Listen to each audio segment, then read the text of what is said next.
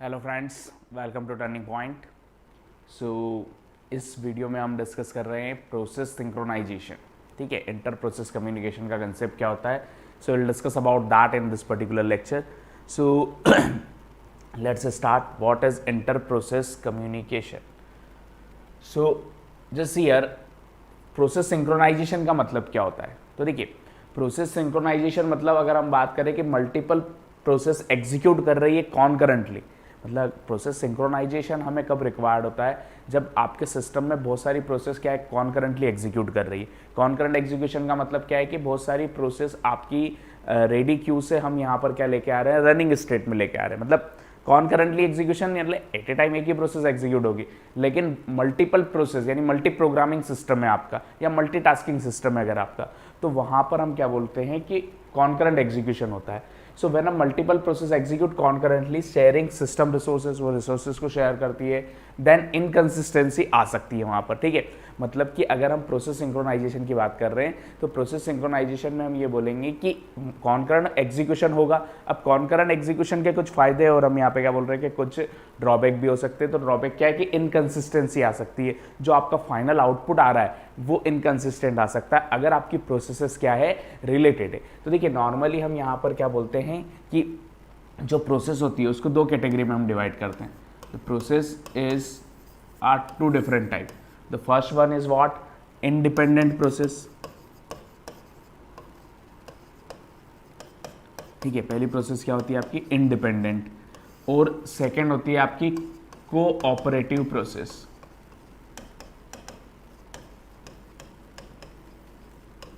ठीक है, independent processes and cooperative processes.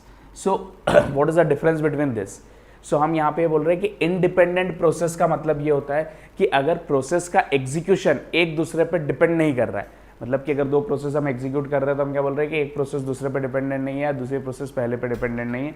So this is independent process. ठीक है, तो यहाँ पे कोई प्रॉब्लम नहीं है हमें, मतलब हम कॉन्करेंट एग्जीक्यूशन भी कर रहे हैं और मान लीजिए 4 प्रोसेस या 5 प्रोसेस और पांचों प्रोसेस आपस में कोई रिलेटेड नहीं है, आप उनमें कोई रिलेशन नहीं है, यानी कि उनका डेटा डिफरेंट है, उन्हें रिसोर्स की रिक्वायरमेंट डिफरेंट है, all things are different. So independent process में कोई प्रॉब्लम नहीं, दैट परफेक्टली एग्जीक्यूट। ठीक है, हम बोलेंगे कि यहाँ पर कोई एग्जीक्यूशन में हमें प्रॉब्लम नहीं आएगी। कोऑपरेटिव प्रोसेस क्या होती है? अगर आपकी प्रोसेसेस क्या है, डिपेंडेंट है।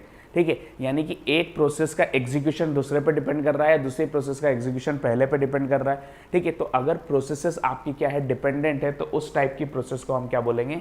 Cooperative process. मतलब हम यहाँ पे क्या बोलेंगे कि execution of one process, execution of one process depends on other process। ठीक है, एक प्रोसेस का एग्जीक्यूशन अगर दूसरी प्रोसेस पर डिपेंड करता है तो वो क्या होता है आपका? Cooperative process. मतलब सिंपल सा हम बोल सकते हैं कि अगर दो प्रोसेस एग्जीक्यूट हो रही है और किसी एक का डेटा, या हम यहाँ पे बोले कि किसी एक ने जो भी मॉडिफिकेशन किया है वो दूसरे को में रिफ्लेक्ट कर रहा है, या दूसरी वाली प्रोसेस ने कोई मॉडिफिकेशन किया है तो फर्स्ट वाले को रिफ्लेक्ट कर रहा है। सो this is what? Cooperative process. Execution of one process depends on another process, और ये होता है आपका इंडिपेंडेंट। तो मेनली हमें यहाँ पे किस पे फोकस करना है? इस पे। तो हम बोल रहे हैं प्रोसेस सिंक्रोनाइजेशन की रिक्वायरमेंट कब है कि सिंक्रोनाइजेशन होना चाहिए, यानी कि यहाँ पर हम क्या बोल रहे हैं कि process synchronization mechanism that deal with synchronization of process. मतलब वो आपका क्या कर रहा है? दो प्रोसेस के एग्जीक्यूशन को कंट्रोल कर रहा है। ठीक है, यहाँ पर हम ये बात करेंगे कि कहीं पे भी इनकंसिस्टेंसी नहीं आए। तो इसके लिए, जैसे हमारा टॉपिक क्या है, that is what? Inter process communication. तो इसके लिए हमें किसकी रिक्वायरमेंट है? आईपीसी, इंटर प्रोसेस कम्युनिकेशन की। ठीक है, सो अगर प्रोसेस कोऑपरेटिव नेचर की है तो हमें इंटर प्रोसेस कम्युनिकेशन स्टेब्लिश करना पड़ेगा ताकि एग्जीक्यूशन क्या हो? कंसिस्टेंट हो। ठीक है, इनकंसिस्टेंसी वहां पर नहीं आए। सो for cooperative process we required a process synchronization, and for that we understand inter process communication। उसके लिए हम क्या देखते हैं? Inter process communication. ठीक है, सो अब देखिए यहाँ पे हम बोलेंगे कि किस टाइप से प्रॉब्लम आ सकती है, कोऑपरेटिव प्रोसेस में क्या सिचुएशन क्रिएट हो सकती है। So let's understand. अगर मान लीजिए हम यहाँ पर देखिए, प्रोसेस सिंक्रोनाइजेशन क्यों रिक्वायर्ड होता है? When multiple process execute concurrently and sharing some system resources to avoid the inconsistent result. तो हम ये यूज करेंगे। Let's understand by example, like process P1 है, it just read a data like x। ठीक है, फिर इसने क्या किया? लाइक यहाँ पर x equals to x plus 5 कर दिया and it just write a data x, ठीक है। Simultaneously there is one more process and its instruction is what, that read x equals to x minus 5 and write x, ठीक है। ये दो process है, दोनों x पे काम कर रही है, ये x में +5 कर रहा है, x में -5 कर रहा है। लेट्स अंडरस्टैंड कि इनिशियल वैल्यू जो है x की वो है लाइक 10, ठीक है। What is the initial value of x, that is 10। सो हम यहाँ पर क्या बोल रहे हैं कि अगर मैंने P1 को पहले एग्जीक्यूट किया, if we execute first P1, so इसने x को रीड किया, x equals to x plus 5, यानी कितना हुआ 10 + 5 15, राइट x, तो इसने x को अपडेट करके कितना कर दिया 15 कर दिया। मतलब ये x की वैल्यू 10 से अपडेट होकर क्या हो जाएगी 15 हो जाएगी। अब मान लीजिए ये 15, अब P2 को हम एग्जीक्यूट करते हैं तो P2 x को रीड करेगा तो that is what 15, 15 minus 5 that is what 10, और इसने राइट कर दिया तो क्या आ गया 10 आ गया। तो फाइनल आउटपुट क्या आ गया आपका 10 आ गया, ठीक है। अल्टीमेटली हमें दिख रहा है कि P1 +5 कर रहा है, P2 -5 कर रहा है, यानी कि एट द एंड जो रिजल्ट है वो क्या आने वाला है आपका सेम ही आने वाला है, ठीक है। अगर मान लीजिए मैं पहले P2 को एग्जीक्यूट करता, सो P2 को एग्जीक्यूट करता तो ये इनिशियल वैल्यू 10 रीड करता, x की वैल्यू 10 - 5 क्या कर देता 5, ठीक है। और वो 5 अगर मान लीजिए इसने राइट कर दिया, उसके बाद हमने P1 का एग्जीक्यूशन किया तो इसने 5 रीड किया, 5 + 5 क्या करेगा 10, और 10 को क्या कर देगा राइट कर देगा। मतलब चाहे आप P1 को पहले एग्जीक्यूट करें और फिर P2 को, या P2 को पहले एग्जीक्यूट करें और फिर P1 को, x की फाइनल वैल्यू सेम रहेगी, ठीक है। तो यहाँ तो कोई दिक्कत नहीं आ रही। दिक्कत कब आएगी, तो देखिए अगर हम ये बोल रहे हैं कि x की फाइनल वैल्यू क्या चाहिए हमें, अल्टीमेटली 10 चाहिए। अब मान लीजिए यहाँ पर P1 ने रीड x किया, ठीक है, फिर P1 यहाँ पर क्या कर रहा है x equals to x plus 5। अब आपका कॉन्करेंट एग्जीक्यूशन है, कॉन्करेंट एग्जीक्यूशन में यहाँ पर इसने क्या किया टाइम आउट हुआ और आपने P2 प्रोसेस को क्या कर दिया स्टार्ट कर दिया। अब P2 स्टार्ट किया आपने, इसने रीड x किया, अभी इसने x equals to x plus 5 कितना कर दिया था 10 + 5 15, यानी हम यहाँ पे क्या बोल रहे हैं कि इनिशियल वैल्यू अभी इसने रीड किया x 10, इसने 10 + 5 क्या कर दिया 15, लेकिन ये 15 अभी इसने राइट नहीं किया, अभी 15 उसकी लोकल मेमोरी में, ठीक है। इसने रीड x किया, x की वैल्यू 10 - 5 क्या कर दी, अभी अगेन ये रीड क्या करेगा 10 ही करेगा, क्योंकि अभी इस वेरिएबल में कोई चेंजेस नहीं आया है, इसकी 15 वैल्यू अभी अपडेट नहीं हुई है। इसने x इक्वल्स टू क्या कर दिया x - 5, दैट इज व्हाट 10 - 5, तो यहाँ पे x की वैल्यू क्या आ गई 5 आ गई, ठीक है। अब मान लीजिए यहाँ से फिर टाइम आउट होके इधर आ गया और आपने राइट x कर दिया। अब राइट x ये कौन सी वैल्यू करेगा, जो इसके लोकल वेरिएबल में, इसको क्या राइट करना था 15, तो ये 15 ही राइट करेगा। इसने क्या राइट कर दिया 15 राइट कर दिया, ठीक है। मतलब ये 10 अपडेट हो गया, क्या हो गया 15 हो गया। फिर यहाँ से कंट्रोल वापस इधर आया आपके P2 के पास और इसने राइट x किया, तो ये 5 वैल्यू इसके लोकल वेरिएबल में थी और ये क्या राइट करेगा अभी 5 राइट करेगा। मतलब ये 15 को अपडेट करके क्या कर देगा 5 कर देगा। मतलब एक्चुअल आंसर हमारा जो आना था 10, लेकिन क्या आ रहा है 5। क्यों आ रहा है, क्योंकि इसका जो अपडेट था वो ओवरराइड हो गया, किसकी वजह से P2 की वजह से। So this is the problem that arise due to concurrent execution, ठीक है। कॉन्करेंट एग्जीक्यूशन की वजह से होगी अगर आपने प्रोसेस सिंक्रोनाइजेशन स्टेब्लिश नहीं किया। प्रोसेस सिंक्रोनाइजेशन की रिक्वायरमेंट ही क्यों है, क्योंकि हम यहाँ पर क्या बोले कि सिस्टम शेयरिंग रिसोर्सेज प्रॉपरली कर पाए, इनकंसिस्टेंसी नहीं आए, ये इनकंसिस्टेंसी है। और इस सिचुएशन को हम बोलते हैं कि अगर हमने ऑर्डर ऑफ एग्जीक्यूशन इंस्ट्रक्शन के चेंज किए तो आउटपुट अगर चेंज हो जाए, if by changing the order of instruction output is change, then that condition is called race condition, ठीक है, जो आप प्रोसेस सिंक्रोनाइजेशन के अंदर आती है। We understand that also. So just समझिए ऑर्डर ऑफ इंस्ट्रक्शन का मतलब क्या, अगर हम पहले ये 3 इंस्ट्रक्शन एग्जीक्यूट करते उसके बाद ये 3 करते तो कोई दिक्कत नहीं थी, पहले इन 3 को करने के बाद इन 3 को करते तो भी कोई दिक्कत नहीं थी। बट आपने क्या किया, ऑर्डर चेंज किया, मतलब पहले ये 2 कर दिए, फिर ये 2, फिर लास्ट में ये और इसको किया।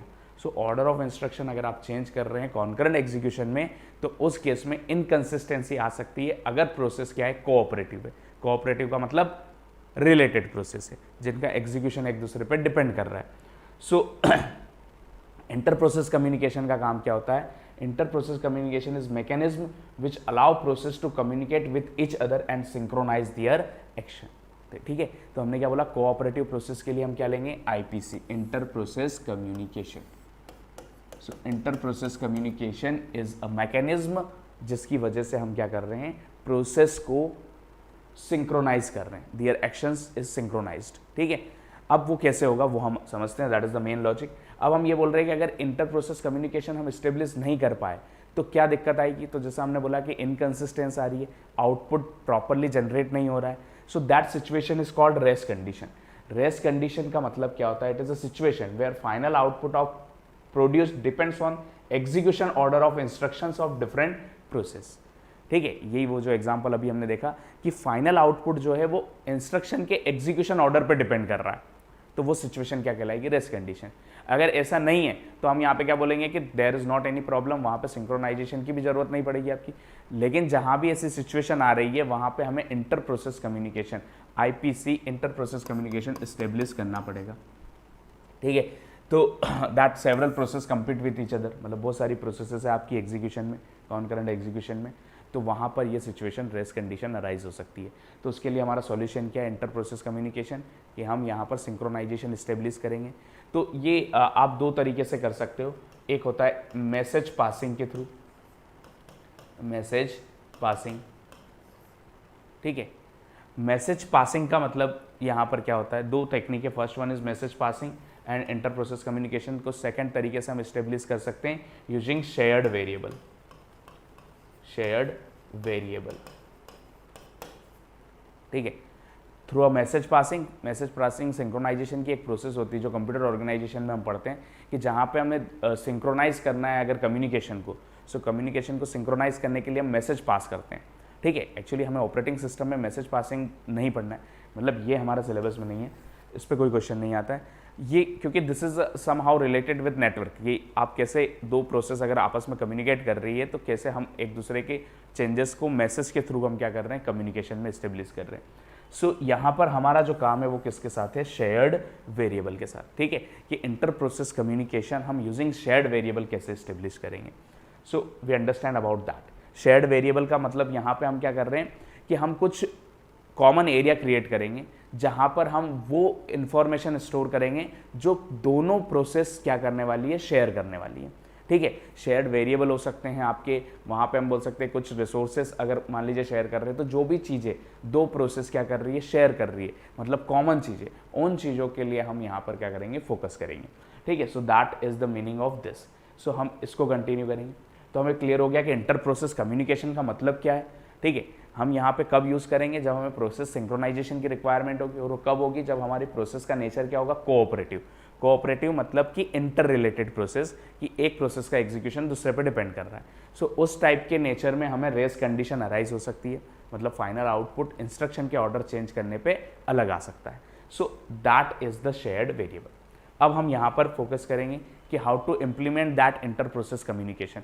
शेयर्ड वेरिएबल का जो कंसेप्ट है हमारा वो किस तरीके से आ सकते हैं। तो एक सॉल्यूशन आता है इंटर प्रोसेस कम्युनिकेशन का जो कि इंपॉर्टेंट है, जो गेट के पॉइंट ऑफ व्यू से जो हमें क्वेश्चन उस पर जिस पर पूछे जाते हैं। ये तो हमने थ्योरेटिकल पार्ट थोड़ा सा अंडरस्टैंड कर लिया, मेनली हमें यहाँ पर समझना है कि how to implement that inter process communication.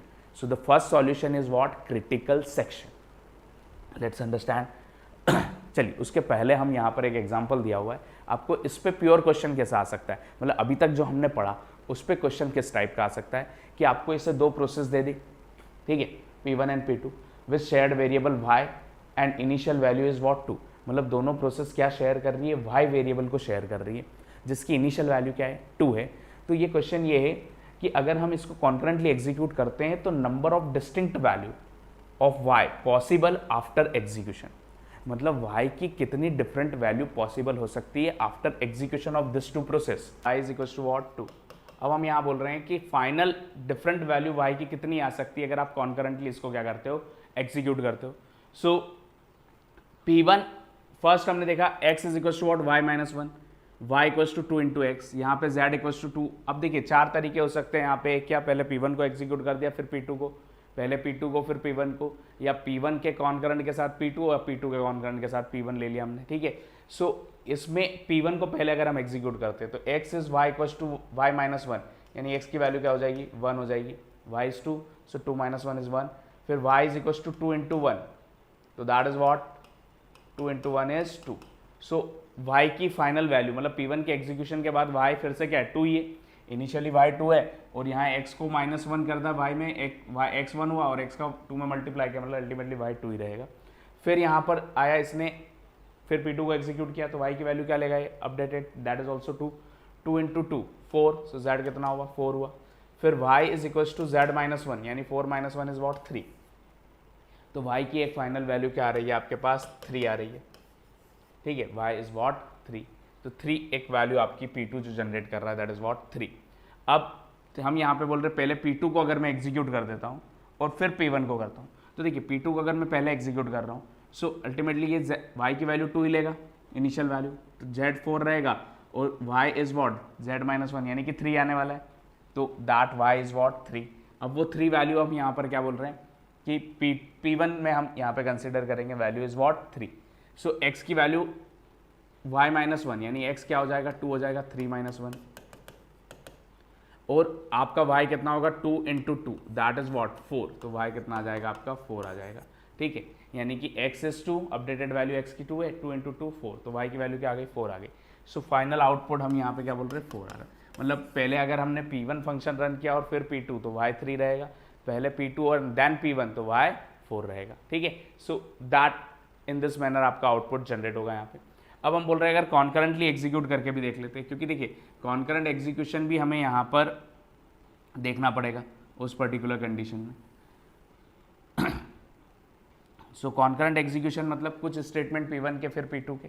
अब देखिए कॉन्करेंट एग्जीक्यूशन में मेनली हम ये मान सकते हैं कि जो एक पर्टिकुलर प्रोसेस का आउटपुट है या एक पर्टिकुलर फंक्शन का जो आउटपुट आपका आ रहा है वो आउटपुट आप क्या कर सकें एट द एंड तक मेंटेन कर सकें। मतलब क्या, जैसे P1 को पहले एग्जीक्यूट करके जो आउटपुट आ रहा है हम बोल रहे हैं कि वही फाइनल आउटपुट हो जाए, तो वो कब पॉसिबल है जब आप P2 के अपडेट्स को क्या कर दोगे ओवरराइट कर दोगे P1 से, या फिर हम ये बोले कि P2 का जो फाइनल आउटपुट है वही P2 का जो आउटपुट है वही फाइनल आउटपुट हो जाए, तो उसके लिए आपको P1 के अपडेट्स को क्या करना है ओवरराइट करना है।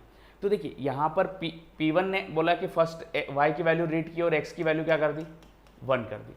अब हम बोल रहे हैं कि ये इंस्ट्रक्शन जो फाइनल y की वैल्यू को चेंज करने वाला है इसको एग्जीक्यूट करने से पहले हम इधर आ गए कॉन्करेंट एग्जीक्यूशन के लिए, कंटेक्स्ट स्विच कर दिया हमने, z equals to 2 into y. अब ये y कौन सा लेगा इनिशियल 2 ही लेगा, तो ये z कितना हो गया आपका दैट इज 4, z इज 4, ठीक है। अब हम यहाँ पे बोल रहे हैं कि इस पर्टिकुलर इंस्ट्रक्शन को एग्जीक्यूट करने से पहले या इसको एग्जीक्यूट कर दिया और फिर उधर कंटेक्स्ट स्विच कर दी, तो यहाँ पे y की वैल्यू क्या हो जाएगी z minus 1 that is what 3, ठीक है। अब इसके बाद इधर गए तो y is what 2 into x, x क्या है 1 है, तो y की वैल्यू क्या हो जाएगी 2 हो जाएगी, ठीक है, यानी y इज वॉट 2। सो ये फाइनल आउटपुट में एक और आ गया आपका क्या y इज इक्वल्स टू 2। कैसे आया कि हमने बोला P1 का अपडेट जो है वही हम फाइनल अपडेट रखने वाले हैं, तो हमने P2 का जो अपडेट था उसको ओवरराइट कर दिया, यानी पहले इसने x की वैल्यू 1 करी और कंटेक्स्ट स्विच करके हमने इसको कंप्लीट कर दिया, तो यहाँ पे z कितना हुआ इनिशियल वैल्यू 2, तो 4 माइनस 1 y की वैल्यू 3 हो गई, इसने y की वैल्यू 3 अपडेट कर दी, ठीक है। लेकिन उसके बाद यहाँ पर हम आए और P1 ने क्या किया y को 2 इंटू एक्स, एक्स 1 था तो y इक्वल्स टू क्या हो गया 2 हो गया, तो अब ये फाइनली फिर से ओवरराइड होके 2 से 3 हुआ और 3 से वापस क्या हो गया 2 हो गया, यानी फाइनल वैल्यू क्या आ गई 2 आ गई। सो ये एक लॉजिक आप यहाँ पे समझ सकते हैं कि डिफरेंट वैल्यू कितनी आ सकती है। तो डिफरेंट वैल्यू के लिए सिंपल सा कंसेप्ट है, पहले एक प्रोसेस P1 को एग्जीक्यूट करो फिर P2 को, तो आपका जो आउटपुट आ रहा है वो एक आउटपुट हो गया, उसके बाद P2 एंड देन P1 तो ये सेकंड आउटपुट हो गया। उसके बाद कॉन्करेंट एग्जीक्यूशन में आप क्या ला सकते हो कि अगर इंडिविजुअल से जो आउटपुट आ रहे थे, अभी यहाँ पे 3 क्यों आए, देखिए 4 आउटपुट आ सकते थे, अभी एक और कॉन्करेंट एग्जीक्यूशन हम क्या बोल रहे हैं कि पहले P2 को स्टार्ट कर दिया, z equals to what 2 into 2 4, अब यहाँ से कंटेक्स्ट स्विच करके इधर जाके इसको कंप्लीट कर दिया मैंने, ठीक है। तो यहाँ से कंटेक्स्ट स्विच करके इधर गया, सो ये फिर से y कितना रीड करेगा 2 रीड करेगा, तो x की वैल्यू क्या होगी 1 ही होगी, ठीक है, क्योंकि यहाँ पे हमने y 2 रीड किया, इनिशियल 2 था, इसने 4 कर दिया, इधर आए y 2 रीड किया, इसने 1 कर दिया x को, ठीक है। अब ये कंप्लीट कर दिया हमने 1 इंटू 2, y कितना हो गया 2 हो गया। अब इधर आ गए हम वापस और इसको फिनिश कर दिया, तो z is what 4, 4 minus 1 is what 3, तो y क्या है 3 है, तो 3 हम ऑलरेडी लिख चुके हैं, ठीक है, यानी 3 आउटपुट एक ऑलरेडी आ चुका है। तो यहाँ पर हम जो कॉन्करेंट एग्जीक्यूशन में हम आउटपुट जनरेट कर रहे हैं, सो मैक्सिमम कितने पॉसिबिलिटी बन रही है सिंगल पर्टिकुलर वेरिएबल के लिए 4 पॉसिबिलिटी बन सकती है। आउटपुट हमारे 3 आ रहे हैं क्योंकि एक पॉसिबिलिटी में क्या हो रहा है सेम आ रहा है, जो कॉन्करेंट एग्जीक्यूशन में 3 आ रहा है और अगर पहले P1 फिर P2 को एग्जीक्यूट करेंगे तो भी 3 आ रहा है, इसलिए हमारे 3 डिफरेंट आउटपुट यहाँ पे जनरेट हो रहे हैं, ठीक है। So how many distinct values, so answer is what 3 distinct values are possible, ठीक है, after the execution, so 3 is the right answer.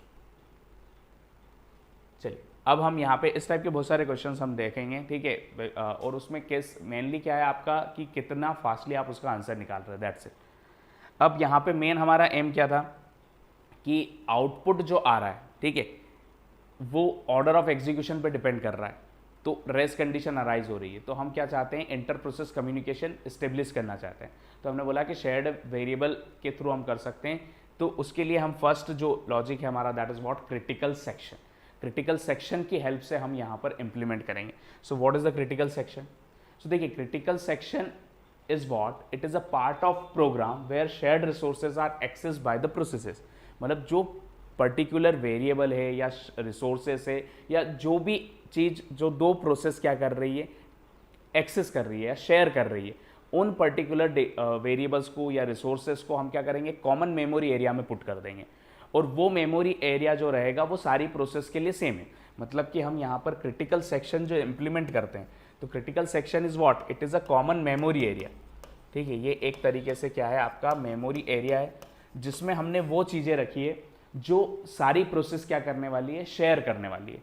तो दो प्रोसेस अगर शेयर कर रही है किसी कॉमन वेरिएबल्स को, तो उन वेरिएबल को आप किस में पुट कर दोगे, क्रिटिकल सेक्शन में। तो हर प्रोसेस के लिए हम यहाँ पर क्या, मतलब ऑब्वियसली क्रिटिकल सेक्शन में सेम चीज़ें रहेगी, लेकिन उस क्रिटिकल सेक्शन के लिए हम यहाँ पर कुछ रूल्स बनाएंगे, ठीक है। क्योंकि देखिए, क्रिटिकल सेक्शन का मतलब समझ में आया हमें, सिर्फ क्रिटिकल सेक्शन वर्ड का मतलब क्या है कि एक मेमोरी एरिया है, ठीक है, it is a part of program, या वही आप एक पर्टिकुलर पोर्शन है जिसमें आप क्या कर रहे हो, that resources are access by process, जो शेयर्ड रिसोर्सेज है जो प्रोसेस एक्सेस कर रही है उनको पुट कर दिया आपने, ठीक है। अब प्रॉब्लम क्या है, क्रिटिकल सेक्शन प्रॉब्लम का मतलब क्या है? So if multiple process access the critical section concurrently, then result produce might be inconsistent. The problem is called critical section problem. मतलब क्या है कि हम हर प्रोसेस के लिए क्रिटिकल सेक्शन एरिया बनाएंगे उसकी, मतलब ऑब्वियसली प्रोसेस तो दो अलग अलग है, हम क्या बोल रहे हैं कि एक पार्ट ऑफ प्रोग्राम है या उस प्रोग्राम का एक पर्टिकुलर एरिया है जिसको फिक्स कर दिया हमने, तो हर प्रोसेस के पास वो एरिया होगा, और वो एरिया क्या होगा, क्रिटिकल सेक्शन होगा। अब हमारे पास ये लॉजिक है कि उस क्रिटिकल सेक्शन में वो चीज़ें हैं, देखिए just here if we discuss here like P1 process है, ठीक है, P1 प्रोसेस के कुछ आपके स्टेटमेंट्स चल रहे हैं, फिर यहाँ पर हमने बोल दिया कि इस पर्टिकुलर पार्ट को क्रिटिकल सेक्शन बोल दिया, फिर इसके कुछ स्टेटमेंट चल रहे हैं, फिर P2 प्रोसेस है, इसके कुछ स्टेटमेंट चल रहे हैं, ठीक है, फिर यहाँ पे हमने P2 का क्रिटिकल सेक्शन बना दिया। अब P1 और P2 अगर कोऑपरेटिव प्रोसेस है, यानी कि दोनों आपकी रिलेटेड प्रोसेस है, तो उस केस में हम क्या बोल रहे हैं कि इनके जो क्रिटिकल सेक्शन है इसमें वही वेरिएबल होंगे जो दोनों शेयर कर रही है, ठीक है, या वही रिसोर्सेस को की इंफॉर्मेशन होगी जो दोनों शेयर करेंगे। तो इस क्रिटिकल सेक्शन में और इस क्रिटिकल सेक्शन में हम क्या बोल रहे हैं कि शेयर्ड रिसोर्सेस या शेयर्ड वेरिएबल की इंफॉर्मेशन या शेयर्ड वेरिएबल से रिलेटेड इंस्ट्रक्शंस लिखे हुए हैं। तो हम यहाँ पे क्या बोल रहे हैं कि कॉन्करेंट एग्जीक्यूशन में क्या दिक्कत हो रही थी कि P1 प्रोसेस अगर मान लीजिए कुछ स्टेटमेंट एग्जीक्यूट कर दे और फिर P2 पे आ गए, फिर P2 कुछ स्टेटमेंट एग्जीक्यूट कर दे और P1 पे आ गए, तो उससे क्या हो रहा था, आउटपुट आपका मिसमैच हो रहा था। तो हम यहाँ पे क्रिटिकल सेक्शन प्रॉब्लम का मतलब ये है कि अगर मान लीजिए P1 प्रोसेस इसके क्रिटिकल सेक्शन में चली गई और P2 प्रोसेस भी इसके क्रिटिकल सेक्शन में चली गई, तो फिर वही दिक्कत आ जाएगी जो हमारी कोऑपरेटिव प्रोसेस में आ रही थी, जो हमारा रेस कंडीशन अराइज हो रही थी। मतलब अगर हमने क्रिटिकल सेक्शन तो बना दिया, लेकिन उस क्रिटिकल सेक्शन के साथ हमने कुछ रूल्स नहीं बनाए, तो इसमें क्या होगा कि आपकी प्रोसेस यहाँ पे एंटर कर गई, ये प्रोसेस भी यहाँ एंटर कर गई, और ऑब्वियसली अगर यहाँ कॉन्करेंसी आ गई तो उस केस में क्या होगा आपका कि आउटपुट वही मिसमैच आ जाएगा, ठीक है, जो आउटपुट हमें चाहिए वो नहीं मिलेगा। तो क्रिटिकल सेक्शन का मतलब क्या है, एरिया पार्ट ऑफ प्रोग्राम जिसमें शेयर्ड रिसोर्सेज शेयर्ड वेरिएबल्स की इंफॉर्मेशन है, सारी प्रोसेस के लिए हर क्रिटिकल सेक्शन हम इंप्लीमेंट करेंगे। अब प्रॉब्लम क्या है क्रिटिकल सेक्शन की, तो प्रॉब्लम ये है कि अगर कोई प्रोसेस, एक से ज़्यादा प्रोसेस अगर क्रिटिकल सेक्शन में चली जाती है, multiple process enter in the critical section same time पे, तो आपकी इनकंसिस्टेंसी आएगी, मतलब वही आउटपुट मिसमैच हो सकता है। So this problem is called critical section problem. अब इसका सॉल्यूशन क्या है, क्या क्रिटिकल सेक्शन प्रॉब्लम को सॉल्व कैसे कर सकते हैं, क्या सॉल्यूशन जनरेट करेंगे क्रिटिकल सेक्शन प्रॉब्लम के लिए? तो देखिए ये वही यहाँ पर एक स्ट्रक्चर वाइज लिखा हुआ है कि कोई भी प्रोसेस होगी आपकी, तो उस प्रोसेस में हम पहले तो नॉन क्रिटिकल सेक्शन, ठीक है, नॉन क्रिटिकल सेक्शन मतलब वो जो मैंने डैश डैश बनाया, ठीक है, ये एरिया जहाँ पे आपका नॉर्मल स्टेटमेंट से जो शेयर्ड नहीं है, फिर आपने यहाँ पे क्रिटिकल सेक्शन बनाया, ठीक है, क्रिटिकल सेक्शन, उस क्रिटिकल सेक्शन में हम एक एंट्री पॉइंट रखेंगे, एंट्री ऑफ क्रिटिकल सेक्शन, फिर एक्चुअल क्रिटिकल सेक्शन जहां पे आपने चीजें लिखी है जो शेयर्ड है, और फिर एग्जिट पार्ट बना दिया आपने, एग्जिट ऑफ क्रिटिकल सेक्शन, ठीक है। और अगेन फिर से नॉन क्रिटिकल सेक्शन आ गया, मतलब कि remaining part of the program, ठीक है। तो ये पूरा आप प्रोग्राम इस तरीके से डिजाइन करेंगे कि पहला क्या है, नॉन क्रिटिकल सेक्शन, मतलब जो एरिया जो आपका शेयर्ड नहीं है, फिर आपका क्रिटिकल सेक्शन आता है, उसमें एंट्री क्रिटिकल सेक्शन, फिर एंट्री पॉइंट बनाया आपने उसके एंटर करने के लिए, हम कुछ कंडीशन देंगे, फिर क्रिटिकल सेक्शन के अंदर जो रिसोर्स जो शेयर्ड है वो सारी चीजें, फिर एग्जिट पॉइंट है आपका। तो ये पूरा क्रिटिकल सेक्शन के अंडर आ रहा है हमारा, ठीक है। So entry section, critical section and exit section. So हम यहाँ पर क्या बोल रहे हैं कि अगर एक से ज़्यादा प्रोसेस इसके अंदर चली जाती है आपके क्रिटिकल सेक्शन में, तो वो आपका क्या होगा, इनकंसिस्टेंट स्टेट आ सकती है। सो वो क्रिटिकल सेक्शन प्रॉब्लम होगी। तो हमारा मेन लॉजिक, हमारा मेन एम क्या है कि हम ट्राई करें कि एक टाइम पे एक ही प्रोसेस क्रिटिकल सेक्शन में हो। अगर ऐसा हमने कर दिया तो कभी भी इनकंसिस्टेंसी नहीं आएगी, आउटपुट जो है वो कभी भी इनकंसिस्टेंट नहीं आएगा। So how to achieve the problem of critical section, कि क्रिटिकल सेक्शन की प्रॉब्लम को कैसे अचीव करें। सो उसके लिए हम यहां पर क्या बोल रहे हैं कि synchronization mechanism that handle a critical section problem, ठीक है, मीट द फॉलोइंग क्राइटेरिया। मतलब अगर आपको कोई भी सिंक्रोनाइजेशन प्रोसेस हम कर रहे हैं, प्रोसेस सिंक्रोनाइजेशन मतलब वही हम क्या चाहते हैं कि कम्युनिकेशन स्टेब्लिश हो, तो उसके लिए हमने इंटर प्रोसेस कम्युनिकेशन की बात करी, उसमें हम क्रिटिकल सेक्शन की बात कर रहे हैं। तो क्रिटिकल सेक्शन से आप सिंक्रोनाइजेशन कब अचीव कर सकते हो, जब आप यहाँ पे ये 3 क्राइटेरिया सेटिस्फाई कर दें, mutual exclusion, progress and bounded wait, ठीक है। अगर ये 3 क्राइटेरिया आपकी कोई भी प्रोसेस क्या कर रही है, सेटिस्फाई कर रही है कॉन्करेंट एग्जीक्यूशन में, तो हम यहाँ पे बोलेंगे कि वहाँ हमने प्रोसेस सिंक्रोनाइजेशन अचीव कर लिया, या क्रिटिकल सेक्शन की जो प्रॉब्लम थी उसको हमने क्या कर दिया, सॉल्व कर दिया, ठीक है। तो problem of critical section will be solved up. तो हम ये बोल रहे हैं कि ये 3 कंडीशन आपके सॉल्यूशन में एस्टेब्लिश होनी चाहिए। सॉल्यूशन मतलब आपकी 4 प्रोसेस एग्जीक्यूट हो रही, P1, P2, P3, P4, चारों के पास क्रिटिकल सेक्शन है, ठीक है। क्रिटिकल सेक्शन प्रॉब्लम क्या है कि एक से ज़्यादा प्रोसेस अगर क्रिटिकल सेक्शन में चली गई तो इनकंसिस्टेंसी आएगी। हमारा एम क्या है कि हम एट ए टाइम एक ही प्रोसेस को क्रिटिकल सेक्शन में रखें। तो उसको, उस सॉल्यूशन को क्रिएट करने के लिए हमें ये 3 क्राइटेरिया सेटिस्फाई करवाने पड़ेंगे।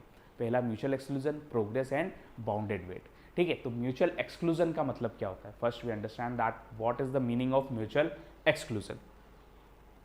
सो देखिए, म्यूचुअल एक्सक्लूजन का मतलब है कि एक टाइम पे एक ही प्रोसेस क्रिटिकल सेक्शन में इंटर करनी चाहिए। Only one process can enter in its critical section, मतलब कि अगर एक प्रोसेस क्रिटिकल सेक्शन में है तो दूसरी प्रोसेस क्रिटिकल सेक्शन में नहीं जानी चाहिए, म्यूचुअल एक्सक्लूजन। अब यही बात हम बोल रहे हैं, ठीक है। तो उसको हमने क्या बोल दिया, वर्ड म्यूचुअल एक्सक्लूजन। अब कैसे करेंगे, that is a different matter. So हम ये बोल रहे हैं only one process is present inside the critical section at any time, no other process can enter in a critical section until the process already present inside it complete. मतलब कि अगर एक process P1 process अगर उसके critical section के अंदर है, ठीक है, P1 is inside the critical section, so हम यहाँ पे क्या बोल रहे हैं कि P2 को हम इंटर नहीं होने देंगे। यानी एंट्री कंडीशन पे आपको कुछ इस तरीके से अप्लाई करना है कि एक प्रोसेस अगर क्रिटिकल सेक्शन में चली गई तो दूसरी प्रोसेस उसकी एंट्री कंडीशन पे ही रुक जाए, वो क्रिटिकल सेक्शन के अंदर एंटर ना कर पाए, ठीक है। सो दिस इज म्यूचुअल एक्सक्लूजन। अगर ऐसा हो रहा है तो हम क्या बोल रहे हैं कि सिर्फ इतना करने से आपका सॉल्यूशन क्रिएट नहीं होगा, ठीक है। म्यूचुअल एक्सक्लूजन आपने एस्टेब्लिश कर दिया, मतलब अभी आपने ये कंफर्म कर दिया कि एट ए टाइम एक ही प्रोसेस क्या होगी क्रिटिकल सेक्शन में। मतलब एट ए टाइम एक ही प्रोसेस मतलब एक क्रिटिकल सेक्शन में है तो कोई और क्रिटिकल सेक्शन में नहीं जा सकती, ये है म्यूचुअल एक्सक्लूजन, ठीक है। अगर कोई ऑलरेडी क्रिटिकल सेक्शन में है तो दूसरी प्रोसेस क्रिटिकल सेक्शन में नहीं जानी चाहिए। अगर ये आपने कर दिया मतलब आपने म्यूचुअल एक्सक्लूजन इंप्लीमेंट कर दिया, ठीक है। अब सेकेंड आता है आपका प्रोग्रेस। प्रोग्रेस का मतलब क्या होता है, देखिए प्रोग्रेस का मीनिंग ये है कि अगर हम यहाँ पर बोल रहे हैं कि operating system, obviously that's all situation is manage by operating system, तो अगर कोई प्रोसेस आपकी क्रिटिकल सेक्शन में जाना चाहती है, ठीक है, if any process want to enter in its critical section, तो operating system must allow them to enter in its critical section. अब देखिए क्या मतलब हुआ इसका, म्यूचुअल एक्सक्लूजन में हमने क्या बोला कि एक प्रोसेस P1 है, वो उसके क्रिटिकल सेक्शन में चली गई। अगर मान लीजिए P1 उसके क्रिटिकल सेक्शन के अंदर है तो कोई और प्रोसेस क्रिटिकल सेक्शन में नहीं जानी चाहिए, ये क्या है, म्यूचुअल एक्सक्लूजन। अब मान लीजिए अभी हमारे पास कोई भी प्रोसेस क्रिटिकल सेक्शन में नहीं है, ये P1 है, ये P2 है, ये P3 है, ये तीनों प्रोसेस है आपके पास। और ये इसके क्रिटिकल सेक्शन बना दिए हमने।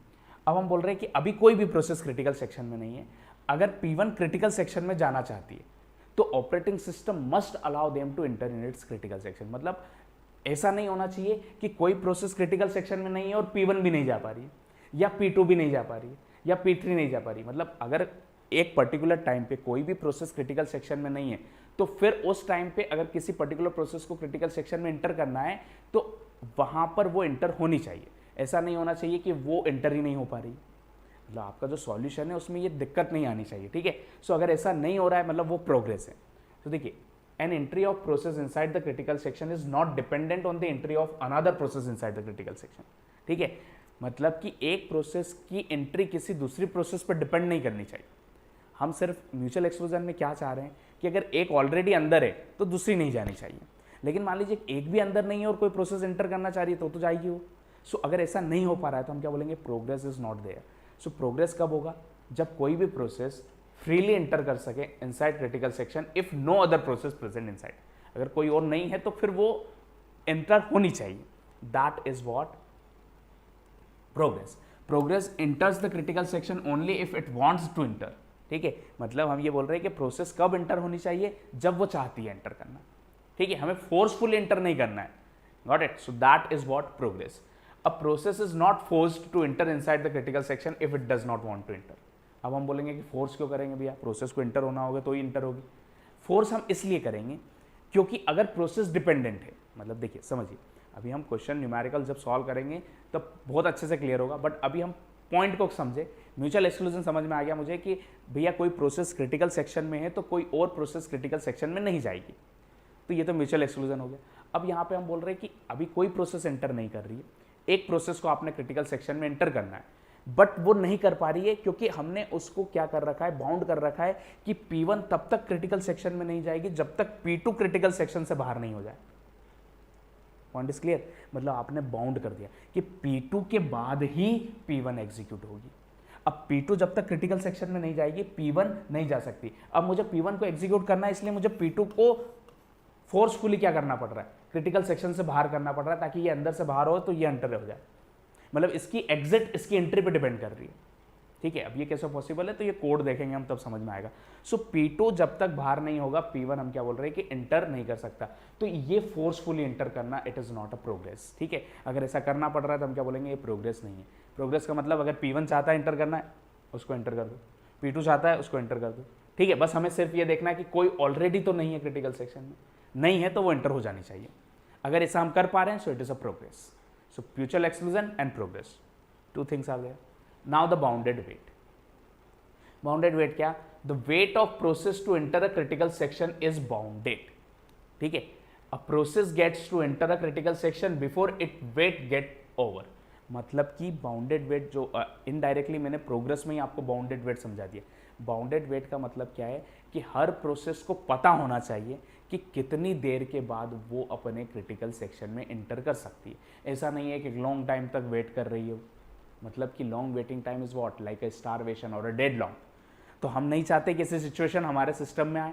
तो बाउंडेड वेट मतलब अगर एक प्रोसेस क्रिटिकल सेक्शन में अभी एंटर नहीं कर पा रही है तो उसे पता होना चाहिए कि कितनी देर बाद वो एंटर कर सकती है, या आफ्टर हाउ मच टाइम उसको वेट करना है। तो wait should be bounded, it should not unbounded, ठीक है। सिंपल सा कंसेप्ट है।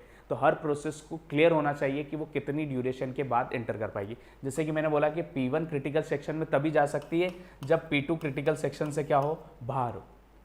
जब P2 क्रिटिकल सेक्शन से बाहर हो जाएगी तब P1 एंटर कर सकती है। तो P1 को पता है कि उसका वेट कितना है, बाउंडेड है। P2 के बाद ही P1 क्या हो सकती है, एग्जीक्यूट हो सकती है। तो इसको बाउंडेड वेट कंसिडर कर सकते हो आप, ठीक है। अब यहां पर हम बोल रहे हैं कि P1 डायरेक्टली इंसर्ट नहीं कर सकती है। P1 किस पे डिपेंड कर रही है, P2 पे।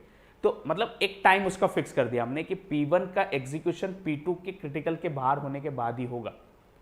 सो this is what bounded wait.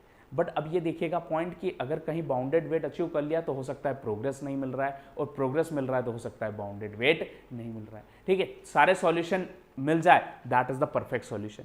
But हमारी मेन एम ये है कि अगर हमने म्यूचुअल एक्सक्लूजन भी इंप्लीमेंट कर लिया तो वो जो सिचुएशन थी इनकंसिस्टेंसी वाली, वो हमारी कहीं ना कहीं क्या हो जाएगी, रिमूव हो जाएगी। बट तीनों सॉल्यूशन मिलने से क्या फायदा होगा, वो अपनी एक पॉइंट है कि उससे क्या फायदा होने वाला है, will discuss about that. But तीन चीजें हमें क्रिटिकल प्रॉब्लम को सॉल्व करने के लिए यूज करनी है, that is what mutual exclusion, bounded wait and critical section, that progress. ठीक है, अब देखिए एक सिंपल एग्जांपल से हम पहले इसको समझते हैं कि हमने बोला P1 प्रोसेस है, ठीक है, यहां पर हमने एक लूप लगा दिया वाइल, ठीक है, मतलब कुछ स्टेटमेंट्स है यहां पर, while s is not equals to 0, critical section, ठीक है, s इज इक्वल्स टू 0, और ये आपका नॉर्मल प्रोग्राम आ गया, ठीक है। P2 while s is equals to 0, critical section s is not equals to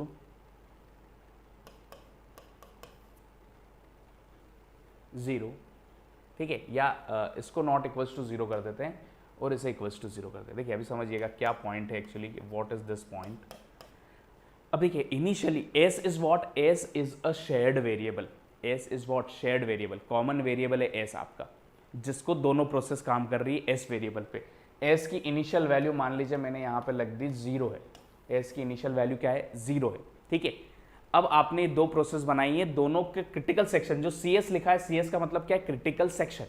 अब उसके अंदर जो भी ऑपरेशन हो रहे हैं, s को रीड कर रहा है, राइट कर रहा है, इस पे जो भी ऑपरेशन परफॉर्म कर रहा है वो सारा cs के अंदर लिखा हुआ है, ये क्रिटिकल सेक्शन के अंदर लिखा हुआ है। ये इसकी एंट्री पॉइंट हो गया, ये एग्जिट पॉइंट हो गया, ठीक है, क्योंकि टर्मिनेट होने से पहले ये इंस्ट्रक्शन एग्जीक्यूट करेगा, टर्मिनेट होने से पहले से ये इंस्ट्रक्शन एग्जीक्यूट करेगा, ठीक है। अब हम यहाँ पर बोल रहे हैं कि ये दो प्रोसेस है आपके पास P1 और P2, s is equal to 0, initial value क्या है उसकी, दैट इज 0। अब मान लीजिए मैं P1 को एग्जीक्यूट करता हूँ, P1 ने क्या लिखा, s is not equal to 0, condition क्या है, while s is not equal to 0, तो क्या s 0 है, यस, इनिशियली s क्या है, 0 है। 0 is not equal to 0, condition क्या है, फॉल्स, कंडीशन क्या हो गई, फॉल्स हो गई ना, 0 is not equal to 0, condition false हो गई। तो अब देखिए वाइल लूप में हमने सेमीकोलन लगा रखा है यहाँ पे, तो सेमीकोलन का मतलब क्या होगा कि ये लूप आपका जैसे ही फॉल्स होगा आप टर्मिनेट हो जाएगा लूप और आप आगे बढ़ जाओगे, ठीक है। मतलब यहाँ पर ये लूप जब आपका फॉल्स हो रहा है तो ये सेमीकोलन का मतलब हमें पता है कि सेमीकोलन लगाया मतलब ये ट्रू होगा तो चलता जाएगा, जैसे ये फॉल्स हुआ आप आगे बढ़ जाओगे। तो हमें बोला कि 0 is not equal to 0, condition false, तो आप अंदर आ गए कहाँ पे, क्रिटिकल सेक्शन में। अब क्रिटिकल सेक्शन में आप आ चुके हैं, आपका ऑपरेशन यहाँ चल रहा है। हम पहला पॉइंट म्यूचुअल एक्सक्लूजन देखना चाहते हैं, म्यूचुअल एक्सक्लूजन। सो हमने बोला कि पहला पॉइंट क्या है कि ये प्रोसेस इसके क्रिटिकल सेक्शन में आ गई है, ठीक है, P1 प्रोसेस क्रिटिकल सेक्शन में आ गई है क्योंकि कंडीशन क्या हो चुकी थी, फॉल्स हो चुकी थी, क्रिटिकल सेक्शन में आ गई है। अब हम बोल रहे हैं कि सेम टाइम पे अगर ये टाइम आउट होता है हमारे पास प्रोसेस कंट्रोल इधर आता है, ठीक है, P2 प्रोसेस स्टार्ट हुई, s is equal to what, 0, क्या s 0 है, यस, क्योंकि अभी s चेंज नहीं हुआ है, अभी हम क्रिटिकल सेक्शन से ही टाइम आउट होकर इधर आ गए, अभी ये कंप्लीट नहीं हुआ है। तो हमने बोला कि ये यहां पर जैसे ही आया, while s is what equals to 0, yes, condition true, और ट्रू है और सेमीकोलन लगाया मतलब ये यहीं पे वेट करता रहेगा, लूप में, इनफाइनाइट लूप में चला जाएगा, ठीक है। s इक्वल्स टू 0 यहाँ जाएगा, फिर आगे चेक करेगा, s इक्वल्स टू 0, फिर इधर जाएगा, फिर चेक करेगा, फिर s इक्वल्स टू 0, चलता रहेगा, वो एंटर नहीं कर सकता। मतलब कि पहली प्रोसेस क्रिटिकल सेक्शन में है तो दूसरी एंटर नहीं कर पा रही है, that means what, mutual exclusion, हमारा म्यूचुअल एक्सक्लूजन इंप्लीमेंट हो गया। P1 प्रोसेस क्रिटिकल सेक्शन में है तो P2 क्रिटिकल सेक्शन में एंटर नहीं कर सकती, सो this is what, this is mutual exclusion, P2 critical section में नहीं आ पा रही है। अब हम यहाँ बोल रहे हैं कि म्यूचुअल एक्सक्लूजन तो आ गया, क्या बाउंडेड वेट या हम प्रोग्रेस की बात करें, प्रोग्रेस है या नहीं, इज देयर प्रोग्रेस और नॉट। तो देखिए प्रोग्रेस कैसे चेक करोगे, तो हमने यहाँ पे क्या बोला कि P1 जो है वो क्रिटिकल सेक्शन में आ चुकी है, ठीक है। अब P1 जैसे यहाँ से सिस्टम से बाहर होगी, देखिए P1 ने क्रिटिकल सेक्शन मान लीजिए ये तो आपका वेटिंग में, यहाँ से वापस इधर आ गए आप, इसने s is not equal to 0 कर दिया, मतलब s को कोई नॉन जीरो वैल्यू असाइन कर दी हमने, s नॉन जीरो हो गया आपका, s नॉन जीरो हुआ, ये यहाँ पर बाहर आया। अब यहाँ पे अगर मान लीजिए टाइम आउट होकर इधर जाती है process, so s equals to zero, condition जो यहाँ लूप में चल रही थी वो अब क्या हो जाएगी, फॉल्स हो जाएगी, क्योंकि एस इक्वल्स टू जीरो नहीं है, इसने क्या कर दिया, नॉट इक्वल्स टू जीरो कर दिया। तो जैसे नॉट इक्वल्स टू जीरो होगा ये क्रिटिकल सेक्शन में आ जाएगा, यहाँ पे ये इधर घुस गया। अब हम बोल रहे हैं क्रिटिकल सेक्शन में अगर मान लीजिए मैं फिर से P1 को क्रिटिकल में ट्राई करूँ इंटर करने का, तो अभी ये क्रिटिकल में यहाँ से टाइम आउट करके इधर आया, एस क्या है आपका, not zero, already not zero set हो चुका है, s is not equals to zero, condition is what, true, मतलब ये अब लूप में चला जाएगा। यानी कि अगर P2 क्रिटिकल सेक्शन में है तो P1 नहीं जा सकती, P1 क्रिटिकल सेक्शन में है तो P2 नहीं जा सकती, म्यूचुअल एक्सक्लूजन 100% है। ठीक है, ये समझ में आया हमें। अब हम यहां पर क्या देखते हैं, हमने बोला कि मैं डायरेक्टली सबसे पहले P1 को एग्जीक्यूट नहीं करता हूं, मैं डायरेक्ट किसको एग्जीक्यूट करना चाहता हूं, P2 को। अब मैं अगर P2 को एग्जीक्यूट करना चाह रहा हूं, इनिशियल वैल्यू एस की क्या रखी है आपने, जीरो रखी है, इसने देखा s equal to what, zero, zero is equal to zero, condition true हो रही है, कहां चला गया, लूप में, इनफाइनाइट लूप में, मतलब ये चलता जाएगा, कंडीशन हमेशा ट्रू होगी, क्रिटिकल सेक्शन में इंटर नहीं कर सकता, जबकि P1 क्रिटिकल सेक्शन में नहीं है, P1 उसके क्रिटिकल सेक्शन में नहीं है, फिर भी हम P2 को इंटर नहीं कर पा रहे, मतलब प्रोग्रेस नहीं है वहां पर। ठीक है, दैट इज नॉट प्रोग्रेस। समझ में आया प्रोग्रेस का कंसेप्ट, क्योंकि P2 का एग्जीक्यूशन किस पे डिपेंड कर रहा है, P1 पे। जब तक P1 यहाँ क्रिटिकल सेक्शन में जाके एस को नॉट इक्वल टू जीरो नहीं करेगा, तब तक ये कंडीशन फॉल्स नहीं होगी और आप इंटर नहीं कर पाओगे। यानी कि P2 का एग्जीक्यूशन किस पे डिपेंडेंट है, P1 पे, इट इज बाउंडेड। P2 तब तक एग्जीक्यूट नहीं हो सकता जब तक कि P1 एग्जीक्यूट नहीं हो जाती। तो बाउंडेड वेट यहां पे मिल रहा है आपको, bounded wait, bounded wait achieve हो रहा है, यस।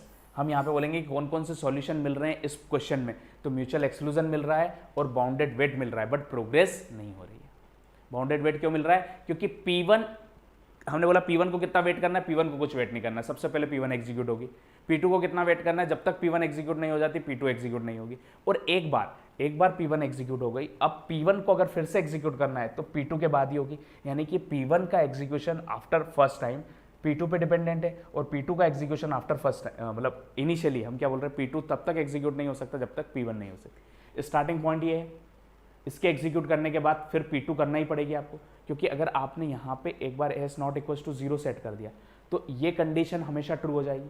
इसको फॉल्स करने के लिए एस को जीरो करना है, जो कौन करेगा, P2 करेगा। मतलब ये कब फॉल्स होगी, जब s not equals to zero होगा, जो कौन कर रहा है, P1। ये कब फॉल्स होगी, जब एस इक्वल्स टू जीरो होगा, जो कौन कर रहा है, P2। मतलब P1 के बाद P2, P2 के बाद P1, P1 के बाद P2, P2 के बाद P1। So both are dependent. Bounded wait, wait क्या है, बाउंडेड है। सो बाउंडेड वेट अचीव हो रहा है, प्रोग्रेस नहीं मिल रही है, क्योंकि अगर मुझे डायरेक्ट P2 एग्जीक्यूट करना है तो नहीं कर सकता हूँ। P1 को एक बार एग्जीक्यूट करके फिर से P1 करूँगा तो भी नहीं होगी, क्योंकि एक बार P1 एग्जीक्यूट होकर एस क्या हो जाएगा आपका, नॉट इक्वल्स टू जीरो हो जाएगा। अब ये नॉट इक्वल्स टू जीरो हो गया, फिर से मैं वापस P1 एग्जीक्यूट करने का ट्राई कर रहा हूँ तो P1 एग्जीक्यूट नहीं होगी, क्योंकि s not equals to zero condition true होगी। अब जब तक P2 एक बार नहीं हो जाता तब तक P1 को फिर से एग्जीक्यूट नहीं कर सकते। सो this is not a progress. ठीक है, प्रोग्रेस देखना बहुत सिंपल है। प्रोग्रेस के लिए आप क्या ट्राई करो, कोई भी प्रोसेस को उठाया, अगर मैं उसको एग्जीक्यूट कर पा रहा हूँ, क्रिटिकल सेक्शन में डाल पा रहा हूँ तो प्रोग्रेस है। एक ही प्रोसेस को एक बार इंटर करके फिर से इंटर कर पा रहा हूँ तो प्रोग्रेस है, अगर नहीं कर पा रहा हूँ तो नॉट अ प्रोग्रेस। बहुत सारे न्यूमेरिकल्स हम देखेंगे तो उसके बाद हम इसको डिस्कस करेंगे। ठीक है, तो अभी हमें यहाँ पे तीन चीज़ें क्लियर हो गई क्रिटिकल सेक्शन की, कि mutual exclusion, bounded wait and progress क्या होता है। इसके कुछ क्वेश्चंस और इसको आगे कंटिन्यू के किस टाइप की और चीज़ें पूछी जा सकती है, कि अगर तीनों सॉल्यूशन मिल रहा है तो क्या फ़ायदे हैं, तो हम इसको कंटिन्यू करेंगे कल के सेक्शन में। ठीक।